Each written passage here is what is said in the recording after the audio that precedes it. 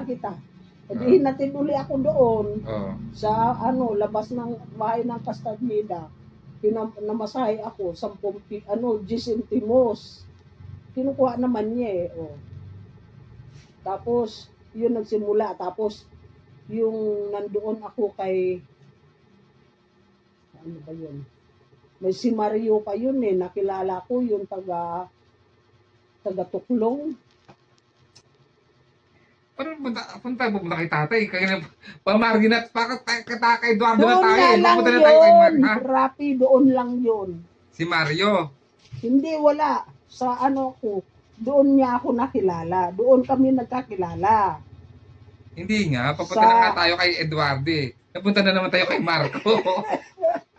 Nalayo nyo eh. Ayun nga, hindi naman ako nag-ano kay Mario.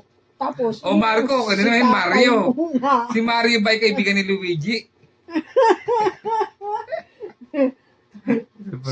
si tatay mo, ano ba yun?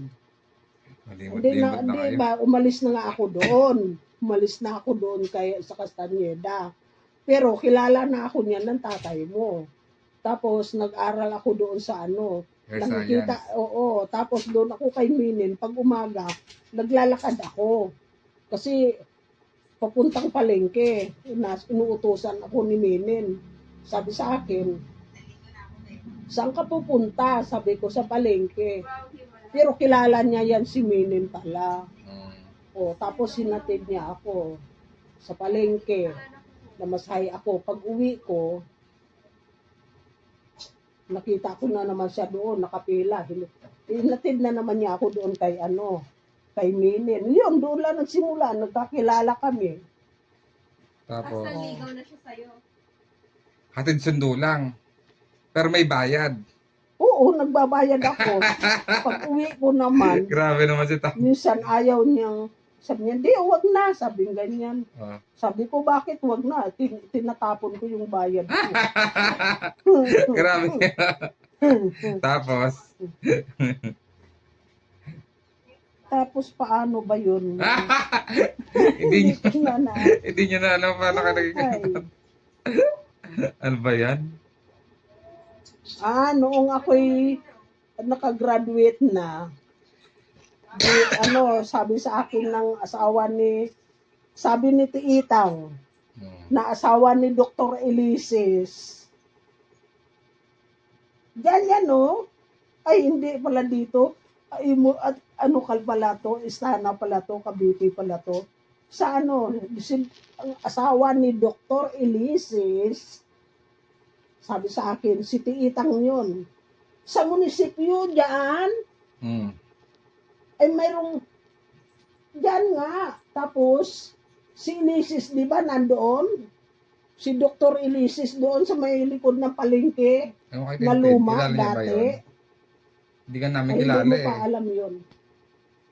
Tapos, sabi sa akin ni Tiitang, sabi niya, Diding, ba't hindi ko alam na kilala ako? Sabi niya, ipapasok kita doon kay Toby's Beauty Parlor. Sabi niya, pumunta ka doon, sabi ganyan. Tatanggapin ka doon, sabi. Ay di pumunta naman ako kay Toby's Beauty Parlor. Tapos, nakapasok ako ng parlor doon sa kay Toby's Beauty Parlor sa plaza. Tapos ang ginawa ko, naupa ako doon sa likod ng kwartel. 25 pesos isang buwan. Kasi nagtrabaho na ako sa parlor eh. may pera na kayo. Pag may sweldo, mura rin lang naman ang porsyentuhan. Kunti lang ang kita, walang naiipon. Pangbayad lang sa upa, pagkain ko, pagkagabi, kasi hindi naman kami libre sa gabi, sa araw lang. Tapos Nanong ligaw sa'yo si Lolo, tapos sinagot mo agad. Yun nga, yung pinagkagantuhan natin nanay eh. Pumunta na tayo ng Imus, bumalik na nga kayo ng Imus, pumunta na naman kayo ng Tapos Molino. andun ako sa parlor. Ang yabang niya, nadaan